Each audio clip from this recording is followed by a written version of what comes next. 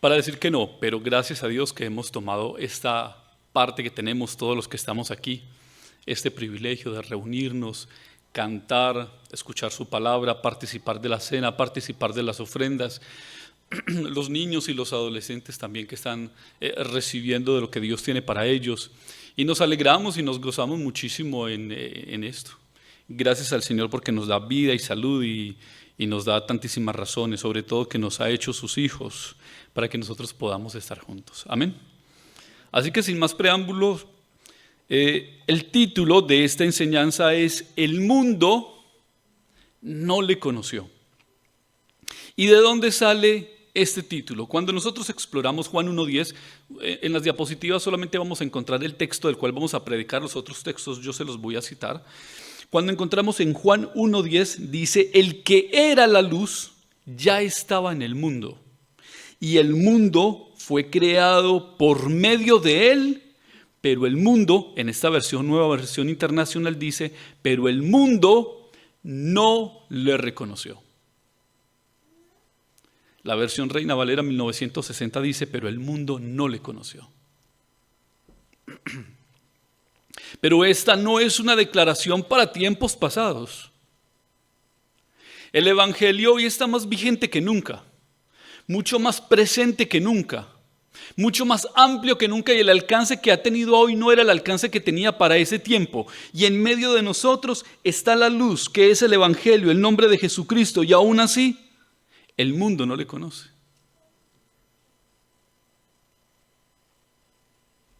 El mundo no le conoce. Cuando nosotros miramos Juan capítulo 15 y Juan capítulo 16, nos damos cuenta que el Señor hace énfasis acerca de que el mundo le aborreció, pero que ese mundo que le aborreció les aborrecería también a sus discípulos, y que ese mundo que le afligiría a él en los días siguientes sería la aflicción de la iglesia. Y la razón de esto es que el mundo no conoce a Dios.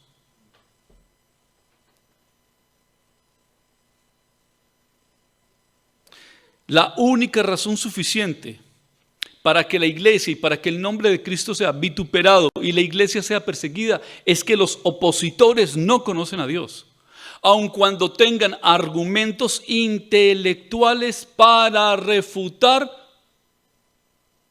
cualquier posición válida en favor de la realidad de Dios, no de la existencia, de la realidad de Dios.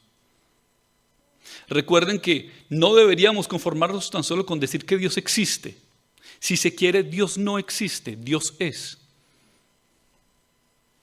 Dios no tiene un principio, Dios no tiene un fin, Él ni siquiera habita en la eternidad. Las Escrituras dicen que Él habita la eternidad. Nuestro Dios no tiene un principio, no tiene un fin, Él es el Señor absolutamente de todo. ¿Qué es el mundo entonces? El mundo es un sistema o es el sistema de la humanidad en oposición a Dios por cuanto está bajo el gobierno del diablo, a quien Jesús en el capítulo 8 de Juan llama el padre de mentira y en el capítulo 14 lo llama el príncipe de este mundo. Padre de mentira y príncipe de este mundo. Y cuando vayamos leyendo todo este capítulo de Juan, capítulo 18, desde el versículo 19 al 40, que es lo que nos corresponde hoy, nos vamos a dar cuenta que el mundo que está en oposición a Dios se cristaliza o se materializa en tres aspectos. Uno, a través de la religión. Dos, a través del gobierno y los sistemas políticos. Y tres, a través de la sociedad en general. Esa es la forma en que el mundo para ese entonces le hizo un juicio injusto e ilegal al único que ha sido verdaderamente justo. ¿Y por qué entonces estos sistemas, la religión, los gobiernos, la sociedad en general pertenecen al mundo? Porque son sistemas que sirven al egoísmo, a la injusticia, al deseo de poder y a la idolatría. El centro de todo sistema humano está en el hombre mismo. De hecho, nos damos cuenta que en muchas congregaciones, entre comillas cristianas, el centro de la predicación es el hombre. sus sueños, sus anhelos, sus proyectos, sus planes. Que el centro de la adoración no es Cristo, sino que yo pueda sentirme en paz, que yo pueda sentirme a gusto. Alguna vez decíamos que ni siquiera la pregunta más correcta cuando alguien viene por primera vez a la congregación es decirle o preguntarle si se sintió cómodo. De hecho, el fruto por el cual deberíamos decir que las cosas están haciéndose correctamente es que el que vino no se sintió cómodo. Es decir, tiene que haber un trato familiar, cómodo, amable de parte de la gente, pero la predicación de la palabra no le pudo haber dejado tranquilo. Porque recuerden, alguna vez lo decía y hoy lo repito, el propósito de la palabra no es precisamente consentir a la gente, sino herirla para restaurarla después. Confrontarla con sus propios y con nuestros propios pecados. Todos tenemos y hemos tenido una cantidad de luchas terribles, ¿o no? Y esas luchas no son ni siquiera con el entorno, sino con nosotros mismos, con nuestros propios pecados, con nuestros propios deseos. Así que ya que estábamos hablando del sistema político, del gobierno, la religión y la sociedad en general, el mundo representado en estos tres poderes serían aquellos que participarían en el juicio de Jesús. Este Jesús, será aquel, insisto, reitero, el que un día juzgará y condenará a todo aquel a quien rechazó la verdad. Estos para ese momento estaban juzgando al justo, pero llegaría el día en que la manifestación de ese justo en toda su gloria les juzgaría a ellos con un juicio recto.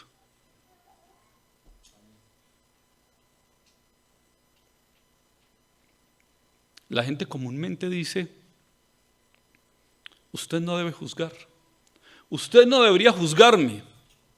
Dice, el único que me puede juzgar es Dios. Y no deberíamos temer pensando en eso.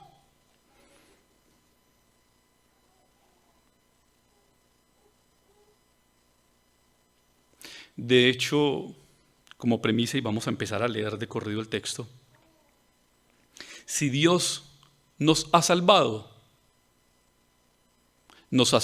de Él mismo. No de otra cosa diferente, sino de la manifestación de la ira que está por manifestarse. Del juicio que está por darse para este mundo. Y los hombres estarán comiendo y bebiendo y se estarán dando en casamiento. Estarán haciendo las cosas de su día a día y no se darán cuenta que hay un día señalado. Vamos a leer las escrituras desde Juan capítulo 18 hasta los versículos 40 y regresamos nuevamente a esta diapositiva para que vayamos analizando un poco cada texto y podamos visualizar, y esto es lo que queremos hacer, visualizar y recrear en nuestras mentes lo que estaba sucediendo en ese momento con el Señor Jesucristo. Dice la palabra de Dios desde el versículo 19, mientras tanto, el sumo sacerdote interrogaba a Jesús acerca de sus discípulos y de sus enseñanzas. Yo he hablado abiertamente al mundo, respondió Jesús. Siempre he enseñado en las sinagogas o en el templo, donde se congregan todos los judíos. En secreto no he dicho nada. ¿Por qué me interrogas a mí? Interroga a los que me han oído hablar. Ellos deben saber lo que dije. Apenas dijo esto, uno de los guardias que estaba allí cerca le dio una bofetada y le dijo, ¿así contestas al sumo sacerdote? Si he dicho algo malo, replicó Jesús, demuéstramelo. Pero si lo que dije es correcto, ¿por qué me pegas? Entonces Anás lo envió todavía atado a Caifás, el sumo sacerdote. Mientras tanto, Simón Pedro seguía de pie, calentándose. ¿No eres tú también uno de sus discípulos?, le preguntaron. No lo soy, dijo Pedro, negándolo. ¿Acaso no te vi en el huerto con él? Insistió uno de los siervos del sumo sacerdote, pariente de aquel a quien Pedro le había cortado la oreja. Pedro volvió a negarlo y en ese instante cantó el gallo. Luego los judíos llevaron a Jesús de la casa de Caifás al palacio del gobernador romano. Como ya amanecía, los judíos no entraron en el palacio, pues de hacerlo se contaminarían ritualmente y no podrían comer la Pascua. Así que Pilato salió a interrogarlos: ¿de qué delito acusáis a este hombre? Si no fuera un malhechor, dice el versículo 30, respondieron: no te lo habríamos entregado. Pues lleváoslo vosotros y juzgadlo según vuestra ley, les dijo Pilato. Nosotros no tenemos ninguna autoridad para ejecutar a nadie, objetaron los judíos. Esto sucedió para que se cumpliera lo que Jesús había dicho al indicar la clase de muerte que iba a sufrir. Pilato volvió a entrar en el palacio y llamó a Jesús.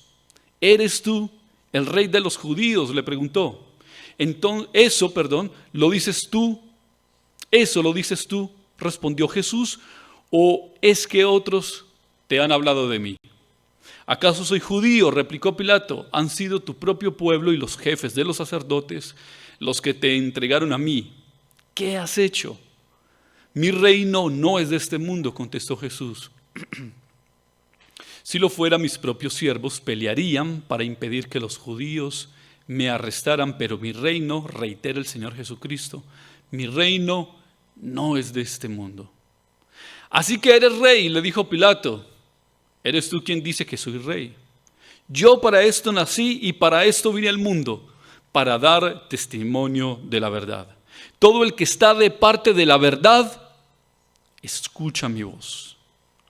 ¿Qué es la verdad?, preguntó Pilato. Dicho esto, salió otra vez a ver a los judíos.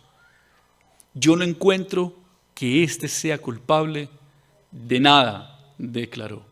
Pero como tenéis la costumbre de que os suelte a un preso durante la Pascua, ¿queréis que os suelte al rey de los judíos? No, no sueltes a ese. Suelta a Barrabás. Y volvieron a gritar desaforadamente. Y Barrabás, un comentario a pie de página del Espíritu Santo, y Barrabás era un bandido. Así que nos encontramos con el escenario de que Jesús fue atado y llevado entonces, como ya el pastor lo estaba enseñando el domingo anterior, por los guardias del templo junto con algunos soldados romanos, y lo presentaron delante del sumo sacerdote. Y el sumo sacerdote le interroga acerca de 2 puntos en una sola pregunta, y es: ¿qué acerca de sus discípulos y qué acerca de sus enseñanzas? Y aunque Jesús le da en el versículo 20, al parecer una sola respuesta, esa sola respuesta tiene muchos puntos que Jesús dijo en ese solo versículo, de los cuales deberíamos estar atentos. Porque cuando nosotros leemos las Escrituras tenemos que estar atentos tanto a lo explícito, a lo que dice, como a lo implícito, y es lo que hay que ver entre líneas. Insisto, Anás, el sumo sacerdote, quien le recibió, y tenemos que aquí poner un contexto, habían 2 sumos sacerdotes para ese momento, uno Anás, el otro Caifás. Anás, suegro de Caifás. Anás era un sumo sacerdote que ya no estaba operando en el momento, pero que para ese entonces tuvo tanta relevancia su nombre y su gobierno, por decirlo de alguna manera, que aún la gente, los soldados, los sacerdotes, los ancianos le seguían respetando y le seguían honrando, aun cuando Caifás era realmente el sumo sacerdote oficial de ese tiempo. Ya lo acabo de decir, Caifás, como yerno de Anás, fue puesto en ese lugar por el mismo Anás. Al primero quien se lo presentan es a Anás. Anás le pregunta acerca de sus discípulos y acerca de sus enseñanzas. Vemos que el versículo 20, Jesús dice: yo he hablado abiertamente al mundo, respondió Jesús. Siempre he enseñado en las sinagogas o en el templo donde se congregan todos los judíos. En secreto no he dicho nada. ¿Qué cosas le dice entonces Jesús a Anás y a todos los que estaban presentes como respuesta contundente acerca de esta pregunta que parece tan inocente? Pero recuerde que nosotros vemos los hechos, pero Jesús conoce las intenciones. No hay absolutamente nadie que pueda penetrar lo más profundo de nuestro ser y conocer cuáles son los deseos más íntimos de nosotros. Los reyes o los jueces de este mundo solamente pueden legislar a base de hechos. Pero Jesús es distinto. Él es omnisciente, no lo podemos olvidar, pero ellos no le conocían. Y ante la pregunta acerca de sus discípulos y sus enseñanzas, quiero leerles 4 o 5 puntos de lo que significa la respuesta de Jesús en el versículo 20 y en el versículo 21. Primero, Jesús confronta al sumo sacerdote Anás con el hecho de que si quiere saber acerca de sus enseñanzas, debería interrogar a los judíos. ¿Qué significa entonces eso? Que los judíos constantemente estaban escuchando las enseñanzas de Jesús. Estaban más interesados de lo que realmente parecían. Jesús le dijo a Anás: ¿quiere encontrar una respuesta? Pregúntele a sus seguidores que también están escuchando lo que yo les enseño. 2. Que implícitamente el juicio de Anás y de Caifás no tenía el fin simplemente de preguntarle por sus discípulos y por sus enseñanzas. Si realmente fuera eso lo que ellos quisieran saber, pues simplemente se habrían limitado a preguntarle a los judíos. Pero su intención está marcada en el versículo 31 de este mismo capítulo. Y es que ellos querían asesinar a Jesús. La intención no era solamente preguntar por estas dos cosas. La intención era llevarlo a un juicio para asesinarlo. ¿Dónde se libró y se dictaminó esto antes del juicio? En Juan capítulo 11:50, cuando Caifás dijo: no entendéis, esto es después de la resurrección de Lázaro, no entendéis que os conviene más que muera un solo hombre por el pueblo y que no perezca toda la nación. Es increíble que ya se había dictaminado una condena antes de un juicio. De entrada, este juicio ya era ilegal. Recapitulamos. Jesús primero le dice que sus judíos, que sus seguidores, de alguna forma estaban siguiéndole a él porque donde él estaba, tanto en las sinagogas como en el templo, ellos estaban constantemente pendientes de sus enseñanzas. Pero 2, que si realmente ellos solamente quisieran saber acerca de esa pregunta, les habría bastado con buscar a los judíos. Pero si lo estaban buscando a él, no era solamente por eso, sino que lo que dice el versículo 31, querían ejecutarlo. En el punto 3 hay algo muy importante también, y mire lo que dice al comienzo el versículo 20 y como dice también al final: yo he hablado abiertamente. Pero la parte final del versículo 20 dice: en secreto no he dicho nada. Dos formas de decir lo mismo: he hablado abiertamente y en secreto no he dicho nada. ¿Sabe qué les estaba diciendo Jesús? Que en contraposición a lo que él era de hablar siempre abiertamente, sin ningún tipo de secretos, ellos estaban operando secretamente. Les estaba reiterando que su actuación siempre permanente cuando enseñaba era completamente o estaba completamente expuesta a la luz del mundo, a diferencia de lo que ellos estaban haciendo, levantando un juicio en una hora donde no debían levantar un juicio. De hecho, cuando los capturaron, creo que es el Evangelio de Lucas que dice que por qué estaban buscándolo a esa hora, estoy parafraseando, y dice: a final de cuentas, esta es la hora de ustedes, la hora de las tinieblas. Porque no era ni la hora ni el momento de levantar un juicio. Así que siempre Jesús habló abiertamente, como lo dice, sin ningún secreto, a diferencia de ellos. Lo que estaba mostrando entonces la integridad del carácter de Jesús y la hipocresía y la ilegalidad de los actos de ellos. ¿Por qué era entonces este juicio ilegal? Y tenemos que poner un marco o un contexto cultural e histórico para saber de por qué entonces este juicio era ilegal, como Jesús implícitamente lo estaba denunciando. Porque según las leyes tradicionales del pueblo judío, para poder darse un juicio tenía unas normas. 1. Los procesos judiciales debían celebrarse durante el día y terminar antes del anochecer. No se permitían juicios nocturnos. 2. No se podían realizar juicios en vísperas de fiestas o sábados. Estamos hablando de que lo estaban haciendo justo un día antes del día de reposo. Se necesitaban al menos 2 testigos coincidentes y sus testimonios debían ser examinados minuciosamente. Además, el acusado tenía derecho a defenderse, debía tener la oportunidad de responder y presentar defensa. Pero además, si el juicio podría implicar pena de muerte, el veredicto no podía darse el mismo día. Se debía dormir una noche antes de pronunciar la sentencia para reflexionar. Pero además, los jueces deberían ser absolutamente neutrales. Buscar falsos testimonios era una violación grave. ¿Qué legalidad tenía el juicio que le estaban haciendo? Bueno, que además, insisto, no era ni siquiera un juicio, el juicio ya venía con un dictamen desde antes.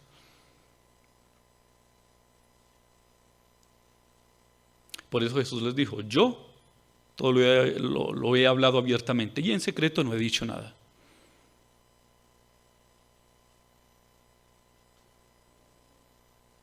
Pero además, en el versículo 21, el Señor dice, ¿por qué me interrogas a mí?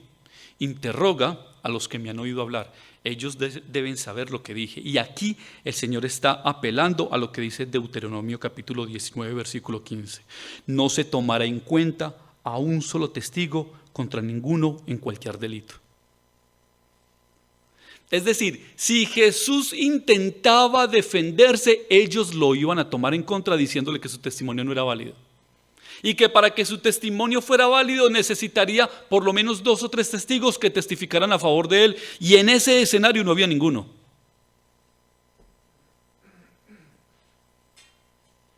Jesús les dijo, no me interroguen a mí, pregúntales a ellos.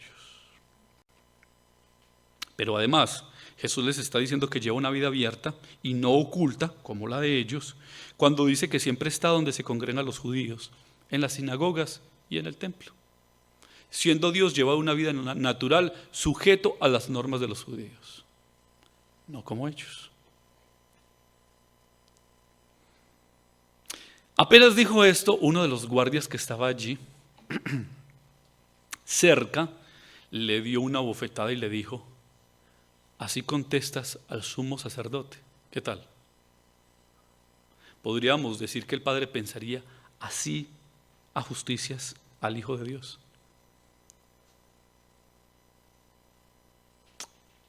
Pero la forma en que actuó este guardia representa y manifiesta la intención del corazón que tenían los judíos con él. El sumo sacerdote y todos los que le acompañaban. Todos querían hacerle un juicio para intentar legitimar algo que ellos ya tenían concebido. Pero ellos en su corazón querían expresarle más que un juicio, violencia en contra del Hijo de Dios. Violencia en contra del Hijo de Dios. Y ellos querían que no solamente fuera castigado, como lo hizo este soldado, este guardia, sino que fuera asesinado como posteriormente lo lograron a través de Pilato. Jesús entonces respondió en el versículo 23 y en el versículo 24, siempre exponiendo la injusticia del hecho y el carácter justo de quien es Él. Y dice que Anás entonces lo envió atado hasta Caifás, el sumo sacerdote. Anás entonces representa la autoridad religiosa tradicional, mientras que Caifás representa la autoridad oficial romana. Todo lo que para los hombres es legítimo, todo lo que para los hombres es legal, todo lo que para los hombres representa una autoridad, todo está en contra del verdadero. No existe sistema político completo, no existe gobierno, no existe príncipe, no existe rey, no existe máxima autoridad dentro de este mundo que no se oponga al Señor Jesucristo. Evidentemente habrán algunas excepciones. Pero nosotros los creyentes, que también tenemos la tendencia de dividirnos por partidos políticos y por tendencias políticas, ellos en ese tiempo también habrían asesinado a Jesús. Y si por algo nosotros deberíamos mostrar carácter para defender, sería el Evangelio de Cristo. Ningún hombre en esta vida merece tanto de nosotros para defenderle con tanta fuerza y dejar de amar a quienes debemos amar por causa de una cosa que no vale la pena.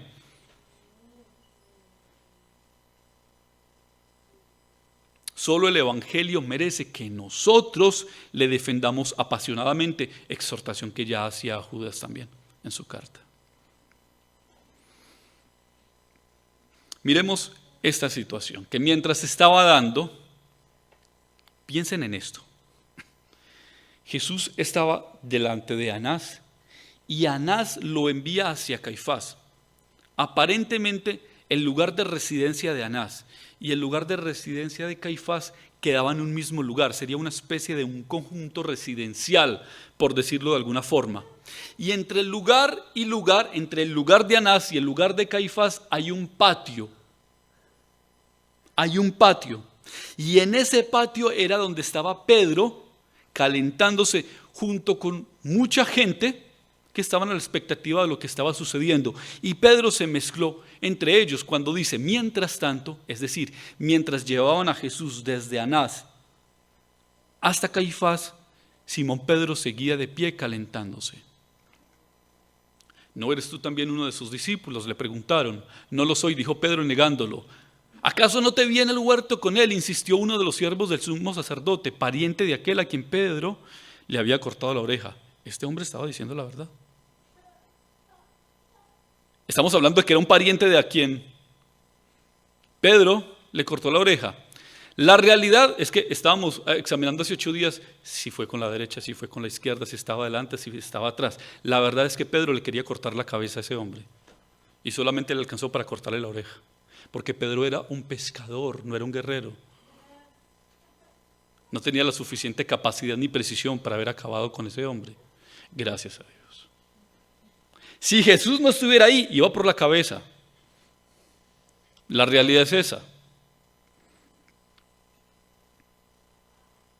Pedro entonces estaba allí como un actor pasivo, mezclado entre ellos. Pero estaba de forma activa y negativa negando a Jesús, confirmando la profecía del Maestro y la realidad de la vulnerabilidad de su fe, pero además lo profundo de su dolor. Juan no narra algo que sucede inmediatamente después de que se da el traslado de Jesús de lugar a lugar. Recuerden, Pedro está en un patio central. En este lado izquierdo, por ponerlo de alguna forma, está Anás y tiene que pasarlo por este patio hacia el lugar derecho donde está Caifás. Lucas 22, 61 al 62 dice, el Señor se volvió y miró directamente a Pedro. ¿Qué tal eso? El Señor se volvió y miró directamente a Pedro. Entonces Pedro se acordó de lo que el Señor le había dicho.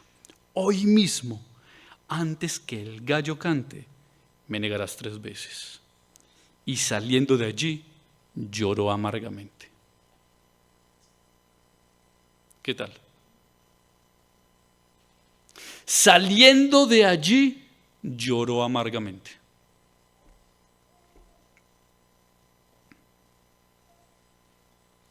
¿Cómo responde el Señor Jesucristo ante situaciones como estas? Estando enfrente o pudiendo ver a un hombre quien estuvo con él 3 años y le negó 3 veces. Romanos capítulo 5 versículo 20, en la parte B, ¿sabe qué dice? Pero allí donde abundó el pecado, sobreabundó la gracia. Pero allí donde abundó el pecado, sobreabundó la gracia. Y el texto que teníamos allí en el tiempo de alabanza, en Romanos 5:8, pero Dios demuestra su amor por nosotros en esto, que cuando todavía éramos pecadores, Cristo murió por nosotros. ¿Cuál hubiese sido la respuesta del ser humano al ver que uno de sus más cercanos le negó?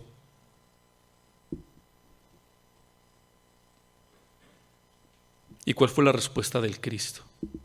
Seguir adelante con lo que tenía en mente, y era morir por todos aquellos que le estaban ajusticiando y aún por aquel que le negó. Al final en la cruz Jesucristo dice, Padre, perdónalos, y no solamente por la cruz, sino por el juicio. Padre, perdónalos porque no saben lo que hacen. Esto incluye a Pedro.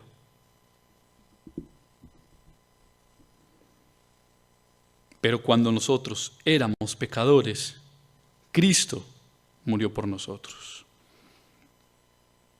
Y luego dice que los judíos llevaron a Jesús de la casa de Caifás al palacio del gobernador romano, lo que en la Reina Valera aparece como pretorio. Pretorio, ese es el término técnico del lugar, del palacio donde está ubicado Pilato. ¿Y qué sucedió en ese momento? Porque estamos diciendo que Anás envió a Jesús a Caifás, luego se nos dice que Caifás lo llevó hacia Pilato, pero ¿qué pasó en ese momento? Y tenemos que poner este contexto para poder entender lo que viene más adelante. Marcos capítulo 14, versículos 60 al 65 nos narra un poco la situación. Dice, poniéndose de pie en medio, el sumo sacerdote, ya es Caifás, interrogó a Jesús: ¿no tienes nada que contestar? ¿Qué significan estas denuncias en tu contra? Pero Jesús se quedó callado y no contestó nada. Y viene una pregunta contundente que marca el camino de todo lo que viene. ¿Eres el Cristo, el Hijo del Bendito? Le preguntó el sumo sacerdote. Sí, yo soy, dijo Jesús. Y veréis al Hijo del Hombre sentado a la derecha del Todopoderoso y viniendo en las nubes del cielo.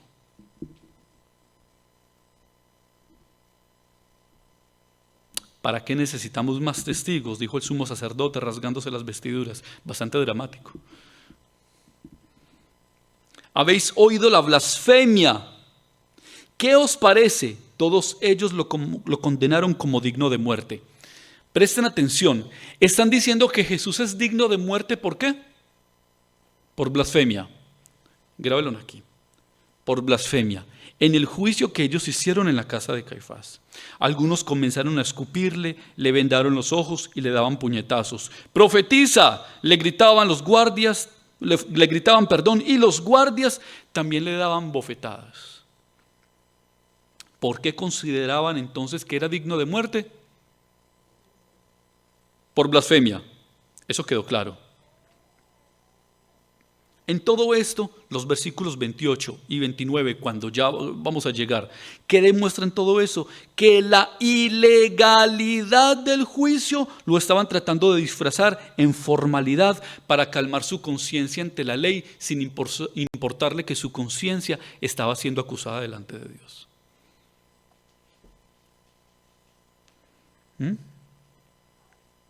Entonces, ¿qué era el pretorio? El pretorio o el palacio del gobernador era el lugar donde Pilato no solamente vivía, sino que allí juzgaba o allí presidía o allí dirigía todos sus trabajos, todo el trabajo que tenía que hacer delegado de parte del César.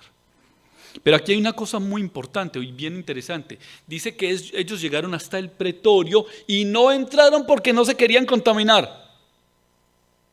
Porque estaban pensando en que venía la Pascua y no podían entrar a este lugar que estaba lleno de ídolos.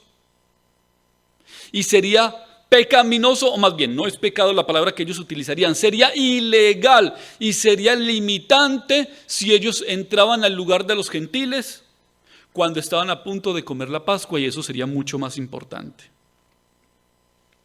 Lo paradójico de todo esto es que ellos no querían contaminarse entrando al pretorio y querían participar de la Pascua, celebración que conmemora, escuchen esto, la Pascua que conmemora que ellos fueron liberados de la esclavitud del pueblo de Egipto, pero no tenían entendimiento que al que querían matar fue el que los liberó del pueblo de Egipto.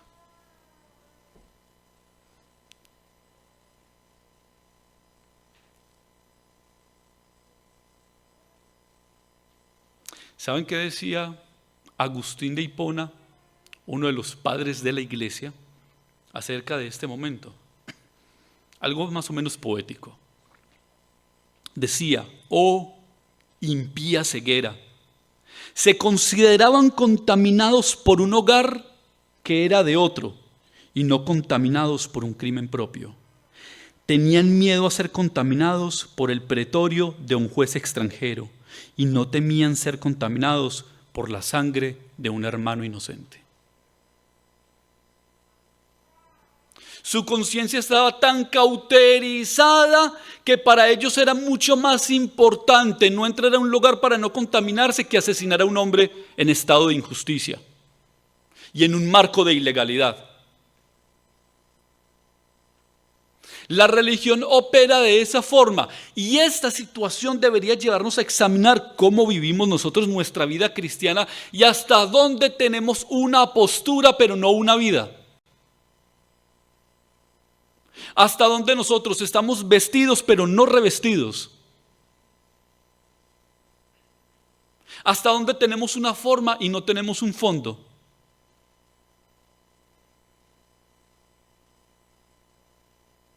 Hasta donde nosotros tenemos toda una estructura religiosa, pero no tenemos una relación con el Creador. Hasta dónde profesamos verdaderamente una fe cristiana y cuál es la sinceridad de lo que yo decía al principio, por la cual nosotros nos congregamos todos los domingos. Porque recuerden que el hombre solamente tiene una capacidad limitada de ver, pero Jesucristo ve las intenciones más profundas de nuestro corazón. ¿Por qué venimos? ¿Por qué adoramos? ¿Por qué cantamos? ¿Por qué escuchamos? ¿Por qué le decimos que no al pecado? ¿Por qué le decimos que no a tantas oportunidades que tenemos de apartarnos del Señor?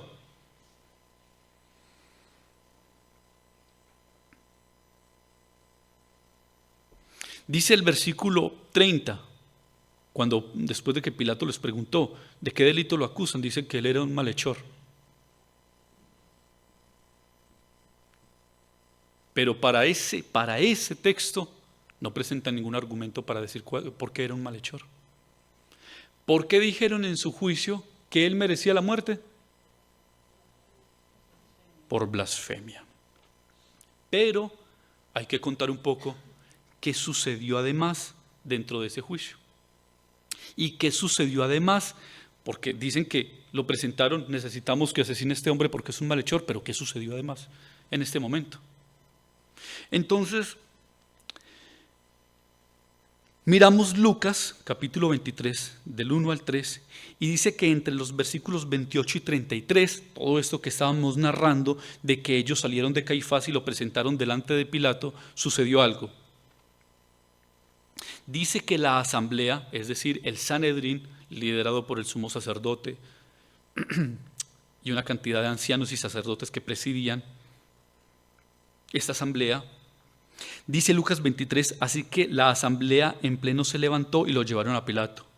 Y comenzaron la acusación con estas palabras: hemos descubierto a este hombre agitando a nuestra nación.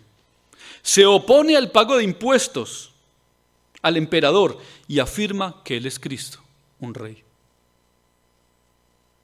Pero si en secreto estaban diciendo otra cosa. ¿Qué estaban diciendo? ¿Que él merecía la muerte por? Pero delante de Pilato dijeron, jamás que era por blasfemia, sino que dijeron que él era un rey y que se oponía al César. ¿Saben qué estaban haciendo? Convirtiendo un caso religioso en un caso político para lograr su crucifixión. Porque si al final decían que lo estaban presentando por blasfemia, no había posibilidad alguna de que Pilato aceptara el caso y ellos tenían que buscar cómo juzgarlo, pero no podían asesinarlo, porque aunque las leyes judías tradicionales permitían que una persona fuera asesinada por blasfemia, desde que el Imperio Romano tomó posesión de todas esas tierras, de todos esos gobiernos y de Israel mismo, ya controlaba quién asesinaban y quién no, solamente ellos podían hacerlo.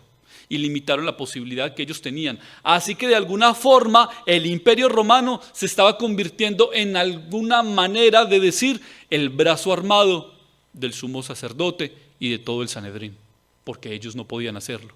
Entonces, para darle peso al caso, lo que ellos dijeron en secreto que era blasfemia, entonces estaban diciendo públicamente delante de Pilato que era sedición, que era rebeldía y que era oposición al César. Así que en esto estaban también mintiendo, escondiendo su motivo original y presentándolo como un acto de lealtad al César. Aunque al final esa vida, o ese final mejor, demostraba que ellos solamente querían poder, eran hipócritas, eran malos y representaban una falsa lealtad. Pero el versículo 32 dice que Esto sucedió para que se cumpliera lo que Jesús había dicho, al indicar la clase de muerte que iba a sufrir. ¿Y sabe qué significa eso para ese tiempo y para nosotros? Que Dios tiene absolutamente todo bajo control. La muerte de su Hijo estaba completamente bajo control. Las circunstancias más difíciles de nuestra vida están completamente bajo control. Por eso nosotros, y esto lo he dicho tantas veces, nosotros no oramos para que Dios tome el control, porque Él nunca lo ha perdido. Sino que oramos para decirle: gracias Dios, porque estoy convencido que todo está en tus manos y que nada se escapa de tu soberanía, porque para los que aman a Dios todas las cosas les ayudan a bien. Eso, conforme a los que su propósito han sido llamados. No conforme mi propósito, sino conforme su propósito. Y es decir, que los momentos más difíciles de nuestra vida hacen parte de su propósito. Los obstáculos más complicados hacen parte de su plan.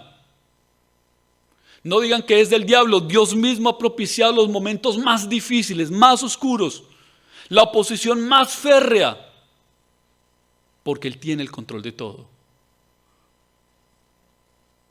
Porque Dios no nos ha puesto para cumplir nuestros propósitos, sino su propósito en nosotros. Y dice Romanos 8, para que cada día nos parezcamos más al Hijo de Dios. ¿Cómo?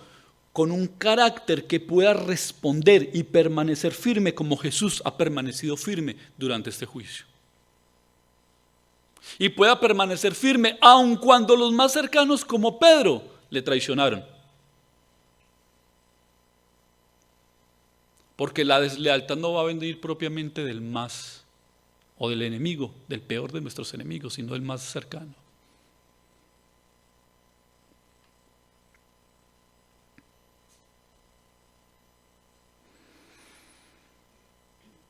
Marcos 8:31 dice que el Hijo del Hombre, estaba señalando Jesús lo que había de suceder, el Hijo del Hombre tiene que sufrir muchas cosas y ser rechazado por los ancianos, por los jefes de los sacerdotes y por los maestros de la ley. Es necesario que lo maten y que a los 3 días resucite. Jesucristo no solamente visualizaba lo que iba a venir, sino que por él mismo había sido diseñado. Por eso ningún hombre puede decir que le quitó su vida, sino que él mismo la entregó por nosotros. Jesucristo ha dado su vida por nosotros. Y si Él ha dado su vida por nosotros, ¿cómo no nos dará el Padre junto con Él todas las cosas?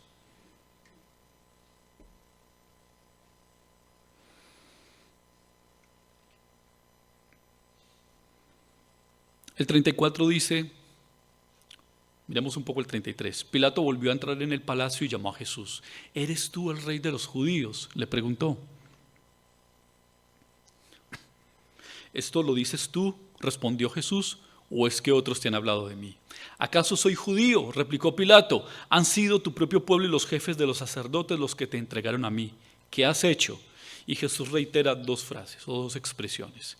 Mi reino no es de este mundo, contestó Jesús. 2 expresiones no, una expresión 2 veces. Mi reino no es de este mundo, contestó Jesús. Si lo fuera, mis propios siervos pelearían para impedir que los judíos me arrastraran. Pero, ¿qué? Mi reino no es de este mundo.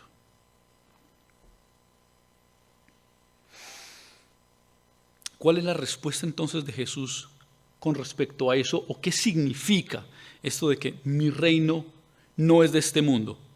Primero, Jesús acusa que el judaísmo es una fuerza o un grupo de este mundo, que está alineado a las formas, a las estructuras y al pensamiento de este mundo. Pero no solamente acusa al judaísmo, toda religión oficial existente en esta tierra que niegue a Jesucristo como Señor y Salvador es una religión y una fuerza de este mundo. Punto. Llámese como se llame, diga lo que diga y parezca lo que parezca y tenga la antigüedad que tenga. Cualquier religión que no profese que Jesucristo es el único Señor y Salvador es una religión de este mundo. 2. Jesús le explica a Pilato que su reino no es de este mundo, porque si lo fuera sus siervos pelearían para que los judíos no le arrestaran. ¿Y saben qué significa esto? Que el reino de Jesús no es un reino de fuerza, ni de violencia, ni está ceñido a etnia o a un grupo específico, ni tiene los estándares de los gobiernos religiosos o políticos, que su reino ni su gobierno ha nacido por voluntad de hombres. No ha nacido en el corazón del hombre. Su reino no nació en la historia de la humanidad, su reino nació en la eternidad. Su reino nació en la eternidad. Y miren lo que dice esto para que vayamos redondeando. Pilato le pregunta, ¿así que eres rey? De alguna forma afirmando lo que los judíos le dijeron. Le dijo Pilato, ¿eres tú quien dice que yo soy rey? Yo para esto nací y para esto vine al mundo, para dar testimonio de la verdad. Todo el que está de parte de la verdad, escucha mi voz. ¿Qué es la verdad? Aquí no nos podemos centrar en qué es la verdad porque habría que hacer una discusión amplísima. Tanta gente tiene opiniones acerca de la verdad, pero ninguno dice la verdad. Los intelectuales más profundos de este mundo especulan alrededor de la verdad y lo que dicen, porque no están convencidos, lo asumen que es una hipótesis o una teoría, pero ninguno está completamente convencido de decir lo que es la verdad, porque lo que ellos dicen que hoy es cierto, mañana dicen que no están seguros.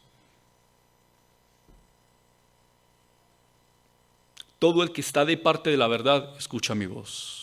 ¿Qué es la verdad?, preguntó Pilato. Dicho esto, salió otra vez a los judíos. Yo no encuentro que éste sea culpable de nada, declaró.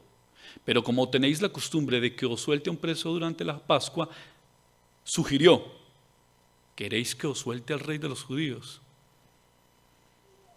Y cuando hay uno malo, hay otros más malos. Ya no solamente bastó con que Jesús tuviera que enfrentar y lidiarse con el imperio religioso, con el imperio político, pero además lidiar con el pueblo. Es falso esto que dicen de que la voz del pueblo es la voz de Dios. Eso sí que es una herejía. Eso es una herejía. No sueltes a ese.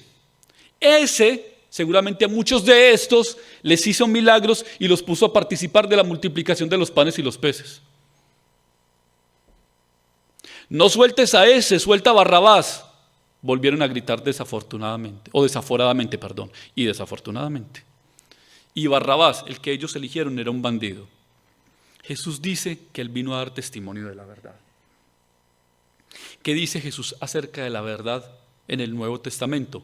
Juan 8:32 dice, y conoceréis la verdad, y la verdad os hará libres. Juan 14:6 dice, yo soy el camino, la verdad y la vida. Le contestó Jesús, nadie llega al Padre sino por mí.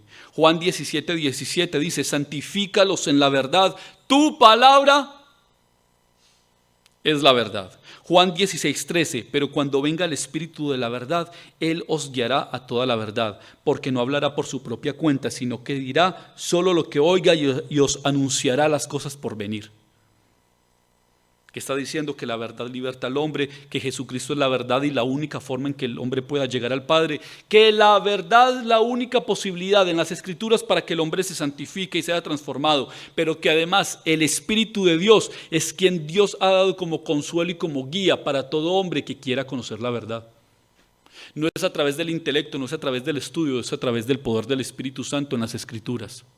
El hombre necesita venir y vivir en las Escrituras, todo ser humano, para que pueda conocer la verdad. Y la verdad está encarnada en un solo hombre, Cristo Jesús. Pero además dice en Juan 8:44, vosotros sois de vuestro padre, el diablo, cuyos deseos queréis cumplir.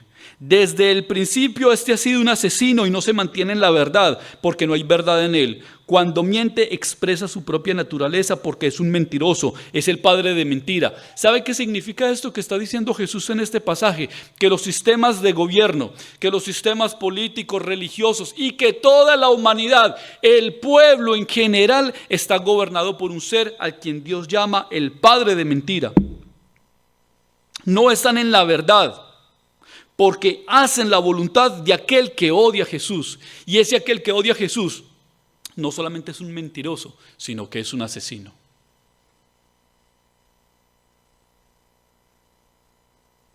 Y ese es el espíritu del anticristo que opera hoy día. Jesús entonces le dice a Pilato que todo el que está de parte de la verdad escucha su voz. ¿Sabe qué significa eso? Que Jesús, o más bien, que todo aquel que quiera conocer la verdad, escucha su voz, desea su voz, sigue su voz y obedece su voz. ¿Y dónde está su voz? En las Escrituras. Por eso tampoco hay una razón suficientemente válida para que el ser humano, o mejor, para que el verdadero creyente no tenga una Biblia.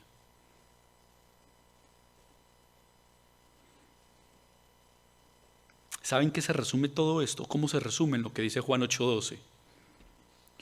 Una vez más se dirigió a la gente y les dijo, a todo el mundo en general, yo soy la luz del mundo. Yo soy la luz del mundo. El que me sigue no andará en tinieblas, sino que tendrá la luz de la vida. ¿Y saben qué es lo más impactante? Que Pilato tuvo la oportunidad de escuchar la verdad cuando le preguntó, ¿y qué es la verdad? Dicen que dio la espalda y simplemente volvió a salir a los judíos para decirle que no lo encontraron culpable. Dicen algunos historiadores, esta no es una historia confirmada, pero dicen algunos que unos 3 años después, en el año quizás 36 después de Cristo, Pilato fue llamado a cuentas por el emperador, fue exiliado, pero además se suicidó.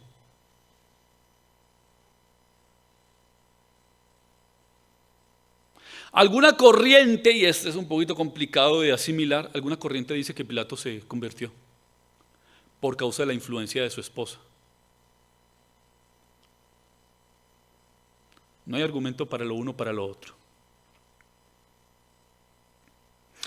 Pero lo que sucedió en el versículo 40 demuestra el corazón del ser humano. El hombre decide que permanezca en libertad del injusto por cuanto tiene una noción de la justicia corrompida y ajustada a su conveniencia, pero Dios mismo decidió la muerte del justo para darle la vida a los injustos.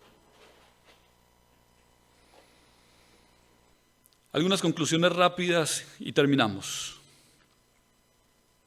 ¿Quién es Jesucristo? Jesucristo es la verdad que la religión rechaza. O rechazó. Jesucristo es la verdad que Pilato ignoró. Jesucristo es la verdad que Pedro negó.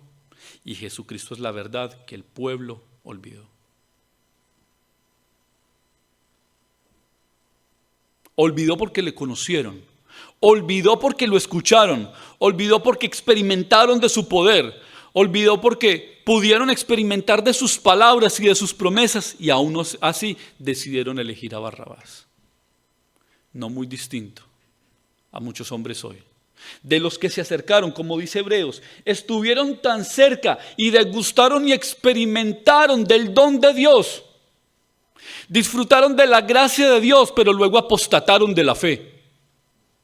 El pastor señalaba hace 8 días un texto que es muy importante. El que crea estar firme, mire que no caiga. Porque lo que nosotros creemos ser hoy no es suficientemente cierto. Porque nuestro ego natural sobredimensiona y sobrevalora lo que nosotros somos. Y en otros casos nos lleva a un estado mucho más bajo de lo que realmente somos. Por eso la palabra dice que nosotros debemos tener un pensamiento con cordura acerca de nosotros mismos. Todos estos, el pueblo, la política, la religión, los gobiernos, son los que aborrecen a Jesús y la iglesia y son los que nos van a producir aflicciones. ¿Por qué? Porque el mundo político está lleno de orgullo, el religioso de celos, el mundo de ignorancia y la iglesia de miedo.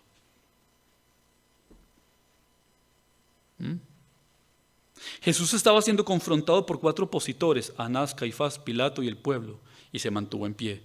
Pedro estuvo en oposición delante de 3 personas que cuestionaron su fe y él flaqueó. Jesús tenía convicciones firmes, Pedro no. Jesús les dijo antes de lavar sus pies: yo sé de dónde vengo y hacia dónde voy. La iglesia sabe hacia dónde va. Nosotros como congregación estamos completamente convencidos a quién le pertenecemos y de quién somos.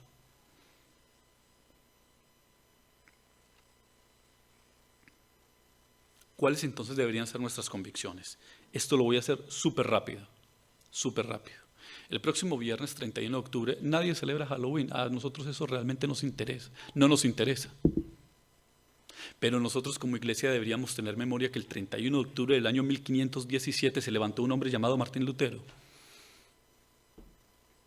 No celebramos a Lutero.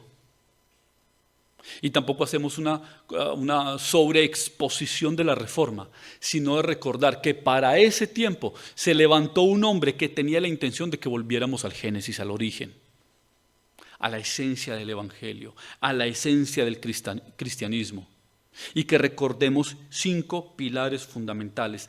Y todo eso también en función de lo que estaba sucediendo con el Señor Jesucristo. 1, que la Biblia es la única autoridad suprema en materia de fe y práctica. Juan 17:17 dice: santifícalos en la verdad, porque tu palabra es la verdad. La máxima autoridad de esta congregación es la palabra de Dios. 2, la salvación se recibe únicamente por la fe, no por obras humanas. No hay nada de nosotros que pueda intervenir y ganar lo que Cristo ganó por nosotros desde ese momento en que fue juzgado y antes con una vida perfecta que siempre llevó. Somos salvos solo por la gracia de Dios, es un regalo inmerecido. ¿Y cuánto pudo haber dicho Pedro eso? Después de que lloró amargamente al negarlo, pero luego al decirle: Señor, yo te amo 3 veces, tú sabes que te amo. Jesús es el único mediador y el único camino a la salvación. Está demostrado que ningún ser tenía la capacidad de estar expuesto a un juicio justo y ganarlo después. Y toda la gloria por la salvación y la vida cristiana pertenece solo a Dios. La salvación es por gracia mediante la fe en Cristo, según las Escrituras, para la gloria de Dios. Y un texto solamente para que lo recordemos, en Hebreos capítulo 12, versículo 3. Así pues, considerad a aquel que perseveró frente a tanta oposición por parte de los pecadores, para que no os canséis ni perdáis el ánimo. Porque bien como citaba el pastor en 1 Corintios capítulo 15, versículo 56, 8. No desmayemos, perseveremos, sigamos adelante, porque ninguna de nuestra obra que nosotros hagamos delante del Señor será en vano.